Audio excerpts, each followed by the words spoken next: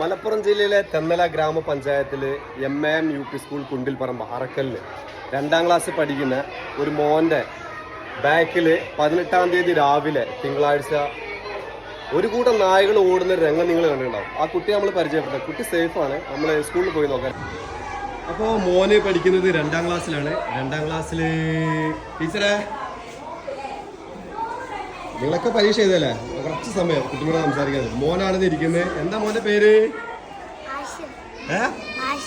മുഹമ്മദ് ആഷിർ. എൻ്റെ സുഹൃത്ത് സിദ്ദീഖിന്റെ മകനാണ്. 2ാം ക്ലാസ് പഠിക്കുകയാണ് അല്ലേ? മുഹമ്മദ് ആഷിറ. ഇന്നലെ എന്താ സംഭവിച്ചത് പറഞ്ഞ?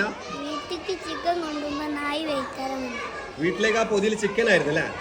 ചിക്കനായി കൊണ്ടുവരുന്ന സമയത്ത് നായ ബാക്കിൽ ഓടിയതാണ്. ഒരു കൂടെ നായകളുണ്ട്. അത് എങ്ങനെ നീ ഓടി രക്ഷപ്പെട്ട്? ബാക്കില് അവിടെ നിന്ന് അങ്ങോട്ട് കാണുന്നില്ല. അടുക്കളയിൽ പോവേ. അടുക്കളയ്ക്ക് അവിടെ ആരെങ്കിലും ഉണ്ടായിരുന്നല്ലേ? പിന്നീട് നായ്ക്കൾ തിരിച്ചു പോയി അല്ലേ? കടിച്ചിട്ടൊന്നുമില്ലല്ലോ. മോൻ സേഫ് അല്ല? എവിടെ വന്നാൽ നോക്കട്ടെ. സേഫാട്ടാ, മോനക്കൊന്നും പറ്റിയിട്ടില്ല. നായ ബാക്കിലൂടെ അതിസാഹസികമായിട്ട് അവ ഓടി രക്ഷപ്പെട്ടല്ലേ? Thank you. 2ാം ക്ലാസ് പഠിക്കുന്നതാണ്. എന്നാ പോയിരുന്നു പഠിച്ചു. ഓക്കെ. എല്ലാരും പേടിച്ചോ? ഇല്ലേ?